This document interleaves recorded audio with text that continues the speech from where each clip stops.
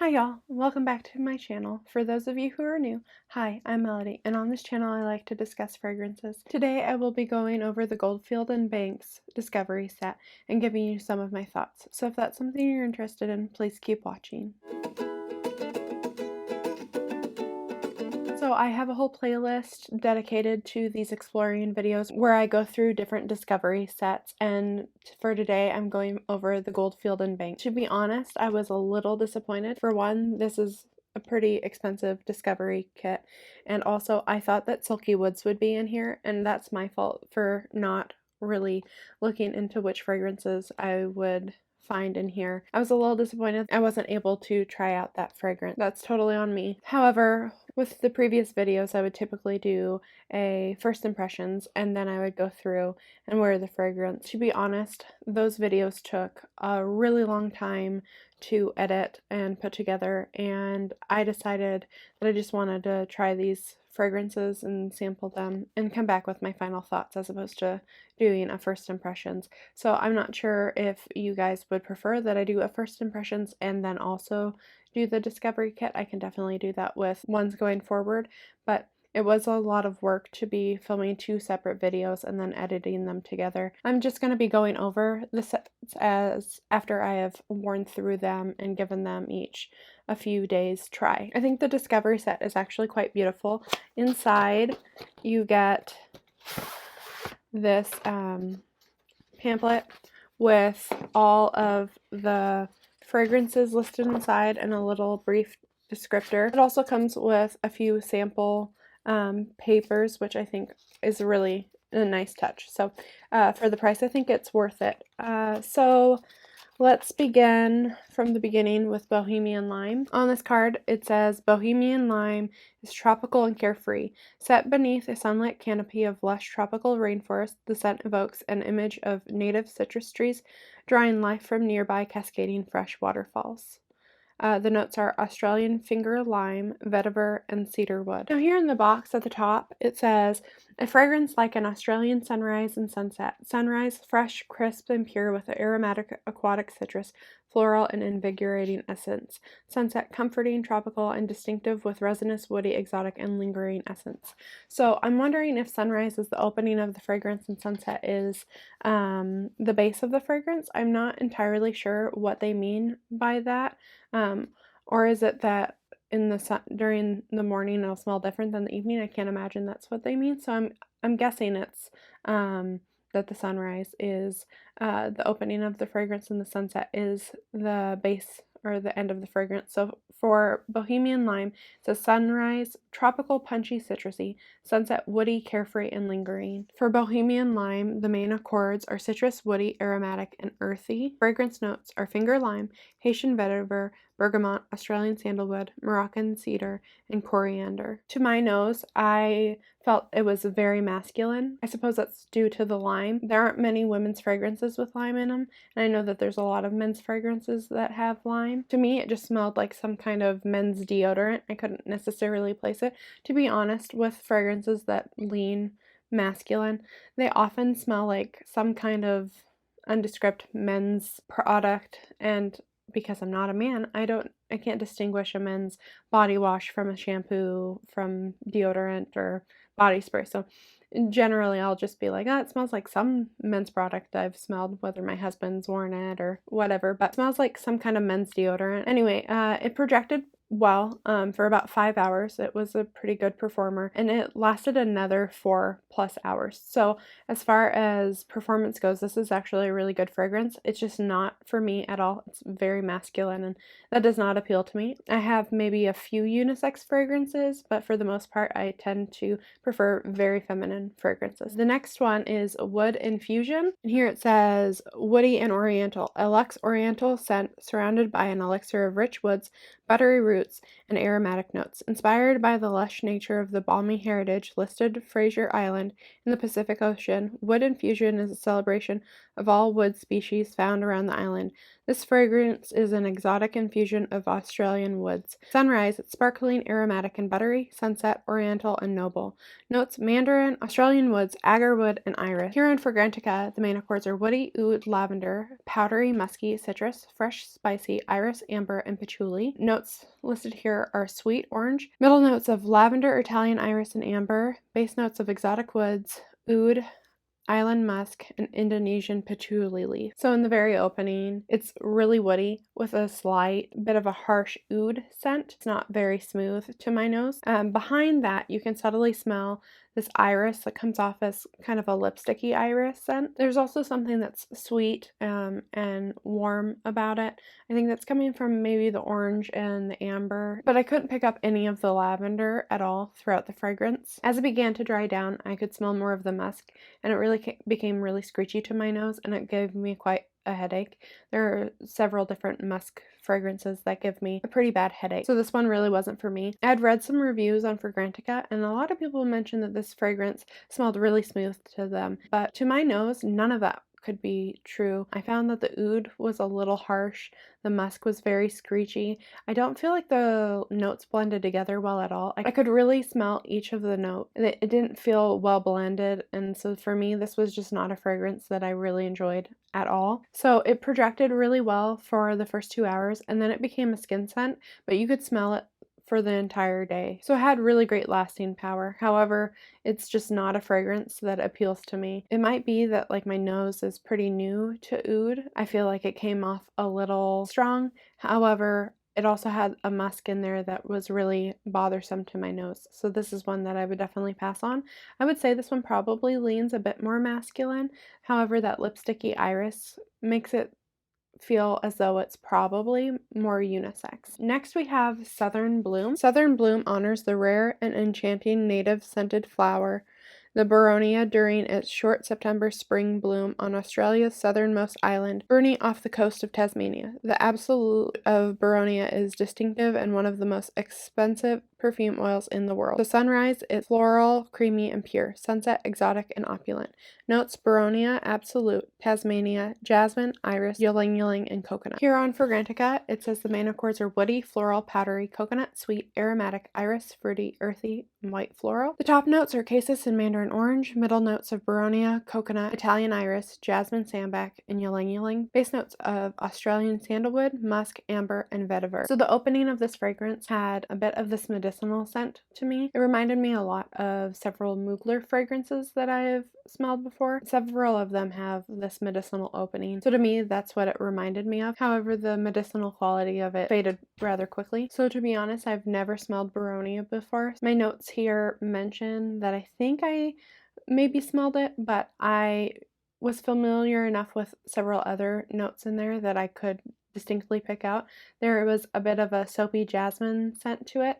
There was some powderiness from the iris, and there was this sweet creaminess from the ylang ylang. The Boronia on Fragrantica is noted to be an airy, fresh, and fruity sweet floral, and I get quite a bit of that. This fragrance was actually quite lovely, and this was one of my favorite fragrances of the bunch. I did find that it was very nicely blended. I could pick up some of the notes, but I felt in general it was very well blended. I didn't pick up too much of the coconut in this fragrance, which is probably preferred because I find that a lot of coconut fragrances or fragrances with coconut, they come off rather bothersome to my nose. So I've really enjoyed this fragrance. I find that it is like a perfect clean summer fragrance. This is something that I'd imagine wearing more casually, just jeans and a white t-shirt kind of fragrance. I could imagine myself purchasing this, but I wouldn't say it's at the top of my list. I thought it was really nice. In the deep dry down of this fragrance, it does get a little bit warmer from the amber, but throughout it still feels really fresh and clean from that jasmine, and you pick up a little bit of the coconut there, almost as if it's like a coconut jasmine soap of some kind. So it was quite nice. So it projected pretty well for the first 2 hours. In fact, my husband was able to smell it from pretty far away. But after those 2 hours, it becomes a skin scent for about another 6 hours. So performance is okay. It's definitely not one of Goldfield and Bank's best performers, but I think it is pretty adequate. Pacific Rock Moss. It says it's aquatic and iconic. Seize the day and experience a moment of pure bliss with this invigorating perfume. A distinctive marine note graced with aromatic essences brings you on a lush coastal walk on a beautiful summer day. Sunrise, marine, vibrant, and citrus. Sunset, woody, musky, and distinctive.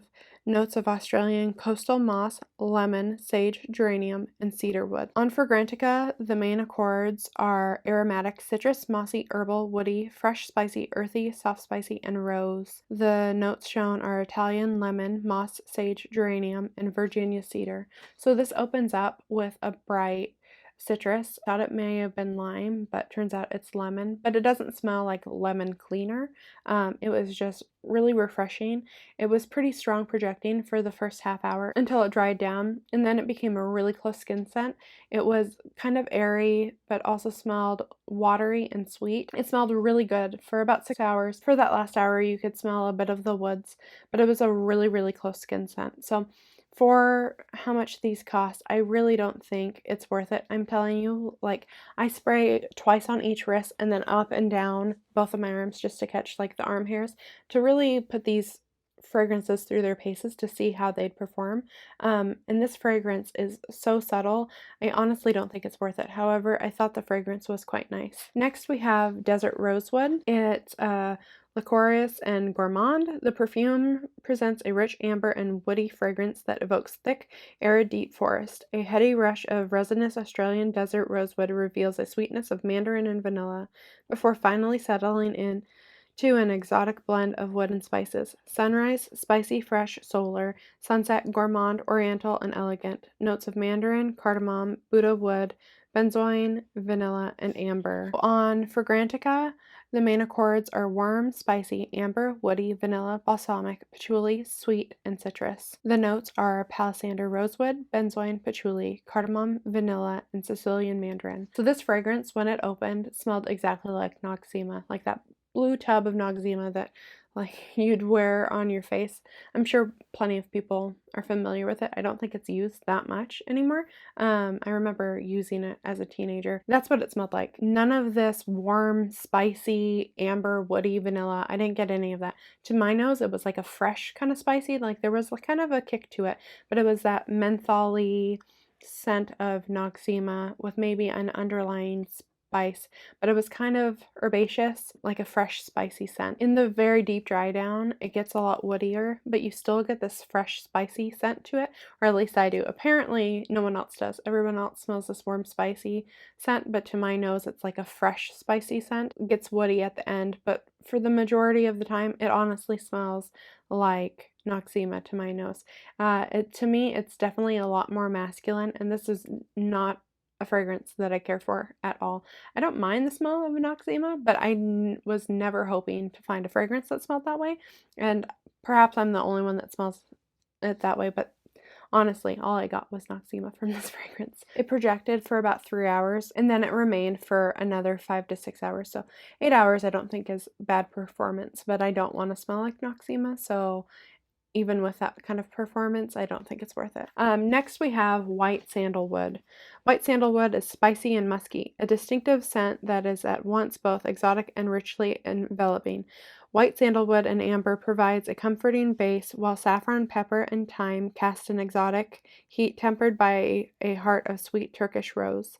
Sunrise, it's soft, delicate, and bright. Sunset, enveloping, powdery, and sophisticated. Notes: sandalwood, thyme, rose, and saffron. On Fragrantica, the main accords are warm, spicy, rose, woody, fresh, spicy, aromatic, powdery, metallic, amber, floral, and leather. The notes listed are Turkish rose, Australian sandalwood, saffron, thyme, pepper, and amber. So in the very opening, I get a kind of smooth, peppery sandalwood scent, which was quite lovely. As it started to dry down, more of that rose appeared in the fragrance. But this was a rose that I actually quite liked. I'm not typically a fan of rose fragrances, and most rose fragrances that I've smelled, they kind of tickle the back of my throat. It gets really scratchy and they bother me, but this one came off a little bit powderier and woodier than most rose fragrances. It was very smooth and I quite liked that. However, it did come off smelling a little bit soapy to me, and I don't really know where that was coming from. I suppose there are rose scented soaps, but it was a nice soapy kind of scent. So rose was the strongest note for me, followed by sandalwood, but then I also got some saffron and a little bit of a peppery note. This fragrance also had pretty poor performance. It only lasted about 3 hours, and I would say the majority of the time it was a skin scent, and I really had a hard time smelling it all after those 3 hours. Just 2 more. Okay, so we have Velvet Splendor. Velvet Splendor is sensual and enveloping. Velvet Splendor is like holding a large bunch of sunburnt wildflowers in both arms and pressing one's face gently into it. An impressionist painting of a long drive through the open, breezy, and cloudless countryside. Sunrise, it's floral and solar. Sunset, oriental, powerful, and velvety. Notes, hedione, mimosa, orange blossom, jasmine, tonka, and opopanox.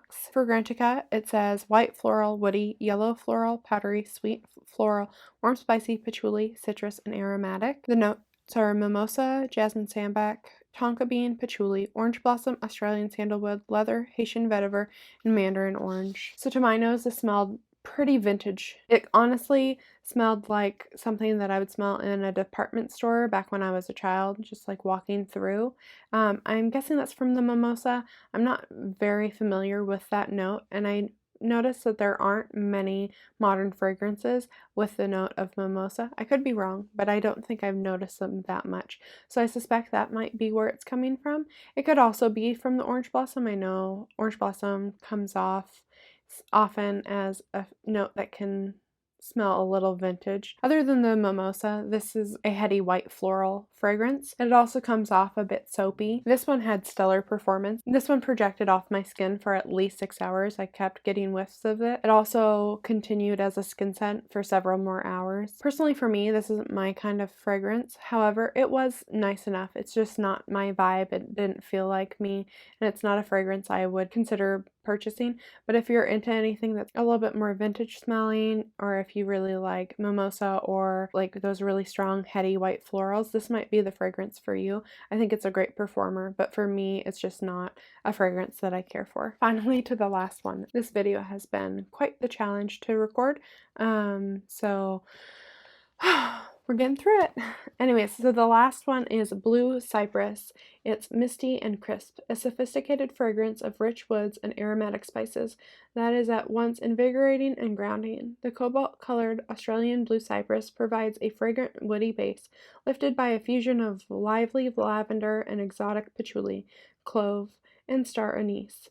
Sunrise is clean, misty, and zesty. Sunset, aromatic and green. Notes of blue cypress, lavender, patchouli, and star anise. Here on Fragrantica, the main accords are woody, aromatic, anise, lavender, soft spicy, fresh spicy, warm spicy, patchouli, floral, and powdery. The notes are cypress, star anise, lavender, Indonesian patchouli, leaf, and cloves. So it opened smelling like some type of men's shower product. I'm not entirely sure which one. It was an okay scent, but very masculine. It wasn't something that really appealed to me. However, I find that it was a very well blended fragrance. I couldn't really pick out any of the notes on their own. However, I don't think it has the best performance. It projected for just under an hour, and then it was on my skin for maybe 5 hours, maybe. I think I really had to hunt for it. So for me, this fragrance really just doesn't appeal to me, but I think that could be said about a lot of these fragrances. I think if you've noticed, I've mentioned that I would say over half, more so, lean masculine. So this was a bit of a disappointment. I don't think there's one clear fragrance that I would say I'd absolutely run out and buy that. So maybe that's a win. Maybe not finding a fragrance is probably for the best, at least for, you know, your bank account's sake. But I did rank these fragrances from worst to best. So in last place, I put Wood Infusion. That fragrance actually gave me a headache and it was really bothersome. Then I put Desert Rose. I just don't want to smell like Noxzema. There's It does not appeal to me. Next, I put Bohemian Lime. It was a very strong lime scent, and I don't really care for lime at all. In 5th place, I put Velvet Splendor. Yeah, I'm just really not into those kind of vintagey smelling fragrances, so it just wasn't one for me. These top 3, they're quite nice. Pacific Rock Moss, I really like the opening of the lemon, and I like that sweet, watery, and airy quality it had. Unfortunately, the performance was just really, really poor. In 2nd place, I put White Sandalwood. So that one actually surprised me. It was a predominantly rose fragrance, and I actually liked it. So that was quite surprising, and it might be something that I'd consider purchasing at some point, but it didn't wow me in any way. I think the only wow in it is that it's a rose fragrance, and I enjoyed it. 1st place, I put Southern Bloom. That is one that I'd actually consider putting on my wish list, but I think it'd be probably down on my wish list. There are other fragrances that I'm a lot more excited about that I think I'd want to purchase before that. However, that Southern Bloom one's quite nice. It feels like a really clean, put together fragrance, and I really did like it. So if I had to recommend any of these, I think it would be Southern Bloom. That is my review of the Goldfield and Banks Discovery Set. I hope you've enjoyed it. If you're interested in videos like these, I have a whole playlist with other reviews on other discovery sets. So I hope you stick around. I would love it if you subscribe. If you have any thoughts or opinions on any of these fragrances, I would love it if you would leave those down below. I hope you've enjoyed, and I hope you have a blessed day. Bye.